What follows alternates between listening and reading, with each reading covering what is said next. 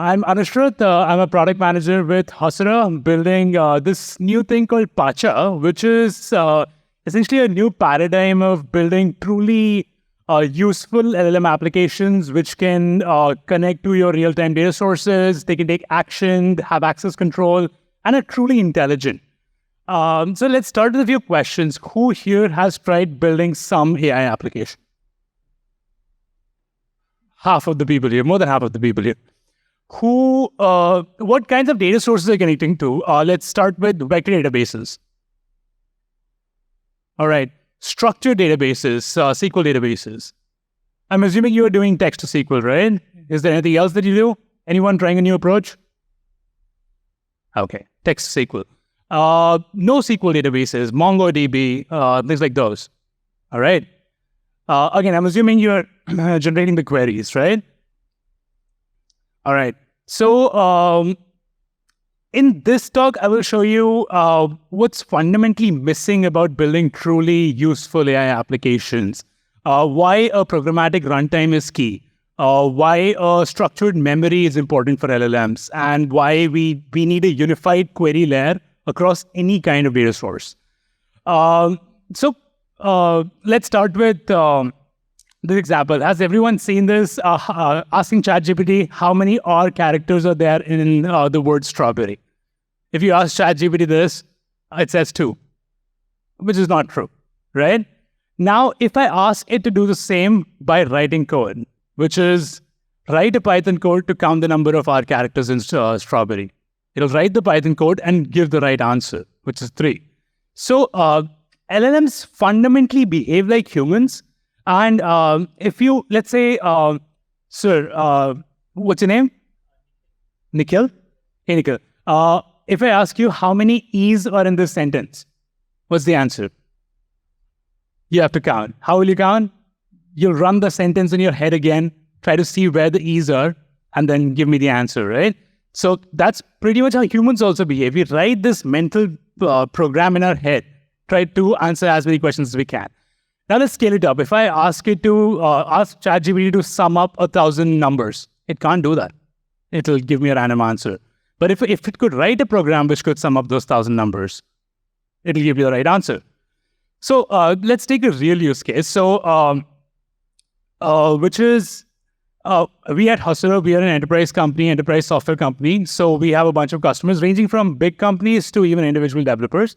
And there are a bunch of customer support tickets that get raised. And we wanted to create a smart assistant for our customer support agents, which would connect to the Zendesk data, which has all the tickets about our customers, which has, we have our billing and invoice data in Postgres. We have the product usage data. Right now we have it in Postgres, but we pull it from BigQuery. And with all of this data, we want to give the ability for our agents to get the right information when they need it, do any analytics they need to do, and even take action all through an assistant, a chatbot. So first we try to do it using function calling. Tool calling, I'm assuming everyone has heard of this term. Tool calling, which is basically asking your LLMs to figure out what, you give a bunch of functions to your LLM, ask it to figure out what is the right function to which can take action, and then it, which is usually an API, which your LLM can hit and get some response back. But we asked it a very simple, we implemented this using function calling and asked it a very simple question. How many tickets were created in the last 30 days? The actual answer was 78. It responded with 65. Why? Because there was no count function in our Zendesk API. It was just fetch the tickets from our Zendesk API. So it tried to fetch all the tickets and all the open tickets and then count them. In the context, there were 75 or 78, whatever tickets in the context. It could not count how many there were. As simple as it couldn't count how many R's were in strawberry. So similarly, we asked it, show me all the open tickets from last week in a table. Okay, so roughly 7-8 tickets from the last week. Show me all the details about those tickets in a table. It fetched all those tickets, fine. But when I tried to create this table, it forgot what exact words were there, right? It was just trying to guess it because it was still hallucinating, right? Because it can't one-to-one copy the structured response that it gets from a function into a table and export it out. Because it can't really understand how many entities are in a JSON list, what exactly the key value pairs were in the JSON list, what was the exact text in a specific key value pair. So now we asked it to do another thing, which is for these latest 50 tickets, can you fetch all the comments on these tickets and give us a summary? That's it. It went off the rails. How does it loop across 50 tickets? How does it fetch, hit the fetch comments function for each of these 50 tickets? It can't do that. So that's why what needs to happen is LLMs need to have the ability to write and execute code and consume this tool output directly instead of dealing with data from context.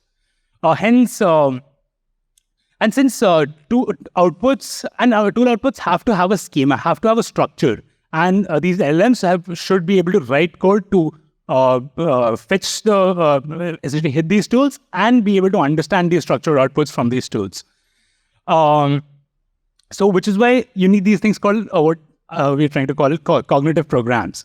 So once you give LLMs the ability to write and execute code, and so now and also give the LLMs ability to use the data that you have received from a function output, not in context, not in memory, but save it somewhere as structured memory and retrieve it on demand when required. All of this I'm going to show you in a demo. I'm trying to do a live demo. Let's see if it works. So now if I can just preserve the structure and fetch it whenever it's required, there will be no memory loss. There'll be no context loss. Also, if you could define a consistency across any kind of data source, let's say, for example, if some function takes timestamp as a Unix epoch, or some other takes it as a ISO 8601 timestamp, there is inconsistency, right? LLM might get confused what kind of input do I want to give, or might get confused to understand what the output was. Or maybe, let's say, some function takes a list of arguments to filter versus some other function takes a filter expression. Why this inconsistency, right? So you're making the job more difficult for the LLM to generate these inputs. So if there was a structured query language to do all of this, and there is called SQL. So if I can represent everything as a SQL query, be it, of course, SQL database call, a NoSQL database call, a vector DB call, or a API call, if I'm able to represent all of these as a SQL query and define a SQL query layer which can translate a SQL query into whatever the specific data source takes, I can have this, and LLMs are incredible at generating SQL, right? So I can have this unified query layer for my LLM across all data sources. So why don't I show you a demo and all of this in action? So just same example, which is this is my chatbot which I quickly put together with a very crummy UI, but it has Zendesk connected to it and Postgres connected to it. And let's say I have these queries here. Let's say if I pick this one, which is can you see this? Can you all see this? All right.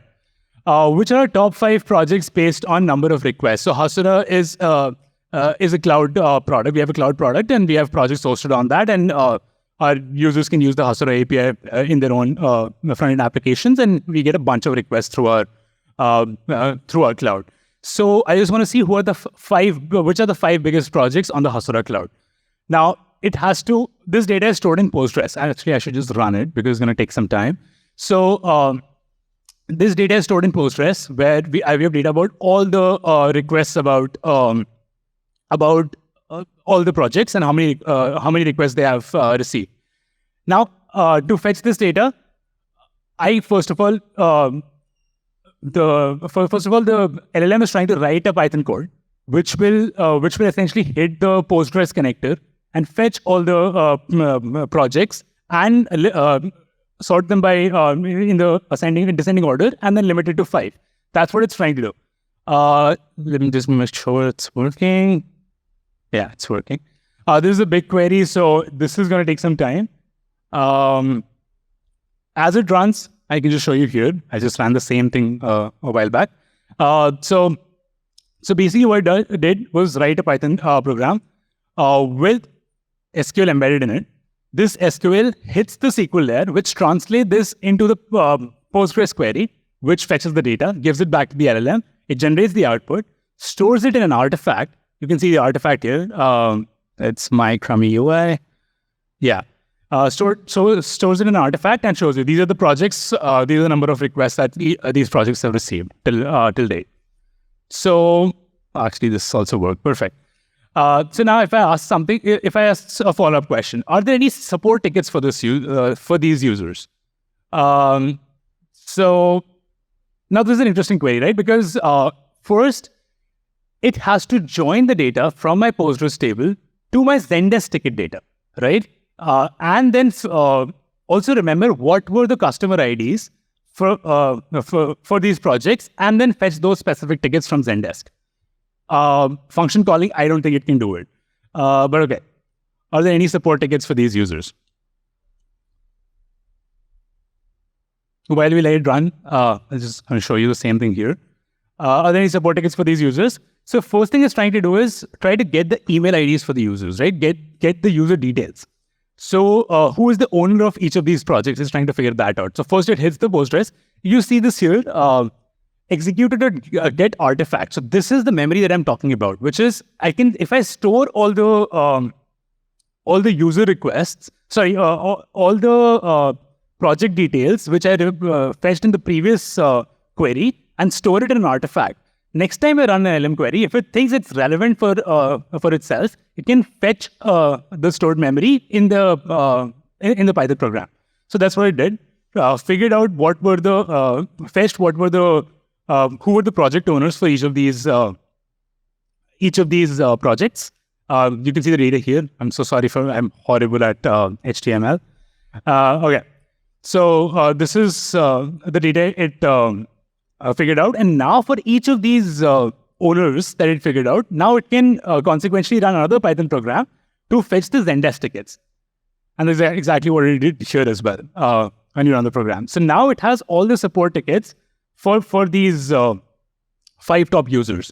So these 5 top users have 9, 13, 6, 12, and 17 tickets, it told me. Gave me a nice summary, put all the tickets in an artifact, and stored for itself. You can check out the artifact yourself. Horrible UX. These are all the tickets. You can see the data, but as well as it has saved it for itself in case it needs to refer to it again in the next query, which it will. Because now I'm going to ask it for all the tickets from the owner of the first project. I'm not telling which project. The first project.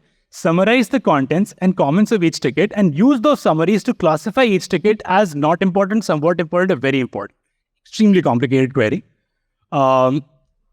Let's see if that can work. So while it's working, I'll show you here. I asked the same query here. Now what it'll do is, it will again refer to the artifact, get all the project owners, get all the tickets, and then what it will do is, it will fetch the ticket data as well as the comments on those tickets for the specific user I'm talking about, the first user I was talking about. And then what it will do is, it will call another LLM. We have defined 2 LLM primitives. One is summarize, the other is classify. So it will call the summarize primitive to summarize each of these tickets, which you can see right here. So it's basically summarizing each of these tickets and then using those summaries to basically classify each of these tickets as not important, somewhat important, or very important. And then it gives me the output of this again as another table, which is again classified based on the ticket, based on the data of the ticket, based on the content of the ticket, comments on the ticket, very important or somewhat important. So, which happened here as well, perfect.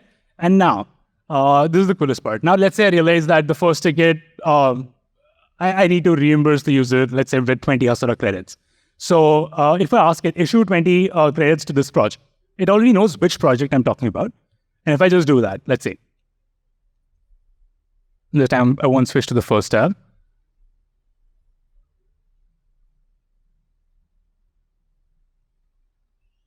All right.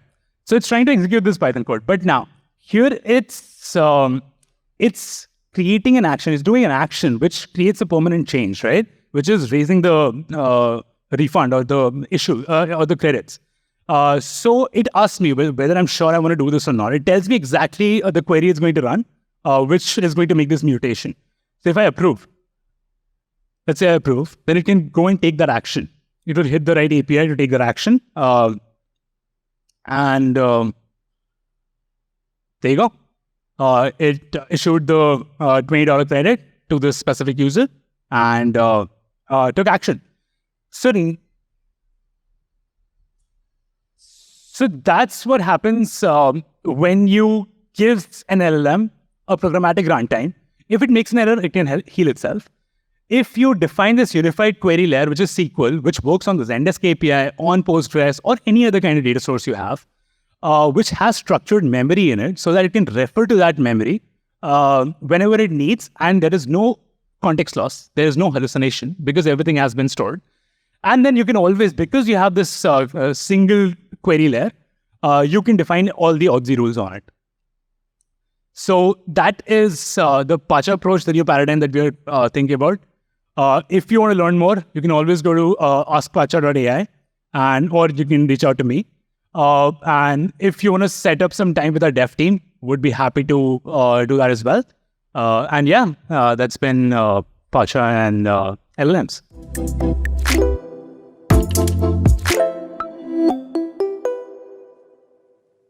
Yeah, so with agentic LLMs, you are still doing, at the end of the day, function calling, right? Which is an agent to be able to talk to a specific data source. It has to call a specific function, which will fetch the data, give it back to you. The problem of this response being structured, but LLMs understanding being unstructured, and then passing context from one agent to the other, also being in text, right? Is where you have scope for memory loss, is where you have scope for hallucination, right? And is not really possible if you have thousands of entities in your data that you're trying to work with. If you want to do analytical queries, let's say you want to generate reports, you want to generate visualizations, you want to fetch data from 5 different data sources, do joins on them, and then get some coherent output. But you could potentially do that with multi-agents too, right?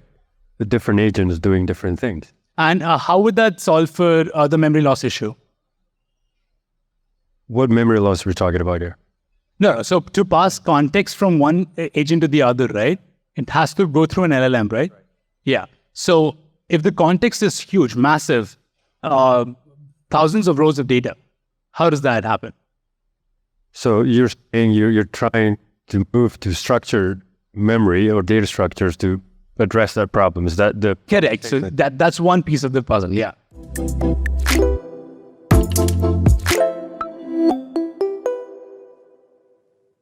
With SQL, the thing is, this SQL isn't directly being executed anywhere, right? Because this SQL is a representation of the request that you want, right? The data that you want. This SQL layer that we're talking about, what it does, it deterministically translates the SQL into the native query language of that database. You can ask me, how would you represent, let's say, an API call, right? Like, let's say, for example, if I show you this, I have, like, yeah, a simple API call, which is get the weather in New York City. I can represent the same thing as a SQL, which you see here, and all I have to define is configure my API connector in this SQL layer, and just this translation happens in the SQL layer. So the SQL itself is not being executed. It really just depends on the processing time of your data source.